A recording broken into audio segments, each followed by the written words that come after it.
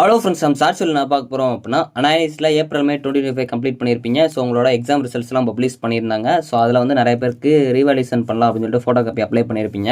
இப்போ நிறைய ஸ்டூடெண்ட்ஸ்க்கு இருக்க டவுட் வந்து ஃபோட்டோ காப்பி அப்ளை பண்ணிட்டேன் ப்ரோ, எங்கள் காலேஜுக்கு எவ்வளோ நாளில் எங்கள் கையில் ஃபோட்டோ காப்பி வந்து சேரும் அப்படிங்கிற மாதிரி நிறைய பேர் வந்து கேட்டுட்ருக்கீங்க.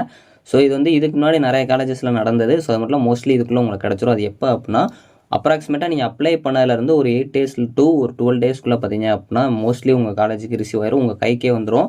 ஸோ அதுக்கப்புறம் ரீவாலுவேஷன் அப்ளை பண்ணுறதுக்கான டேட் கொடுப்பாங்க. அது வந்து நம்ம அதுக்கப்புறம் பார்க்கலாம். ஸோ மோஸ்ட்லி நீ வெயிட் பண்ணிங்கன்னா ஒரு 8 days தான், மோஸ்ட்லி இல்லாட்டி 10 days இதுக்குள்ளே பார்த்தீங்க அப்படின்னா கம்பல்சரியாக உங்களுக்கு வந்துடும். டிலே ஆச்சு அப்படின்னா 2 weeks கிட்ட ஆகலாம். மேக்ஸிமம் பார்த்தீங்க அப்படின்னா இந்த டைமுக்குள்ளே உங்களுக்கு ஃபோட்டோ காப்பி ரிசீவ் ஆயிரும். சப்போஸ் நீங்கள் வந்து ஃபோட்டோ காப்பி வாங்கிட்டீங்க அப்படின்னா மறக்காமல் கமெண்ட் பண்ணுங்கள்.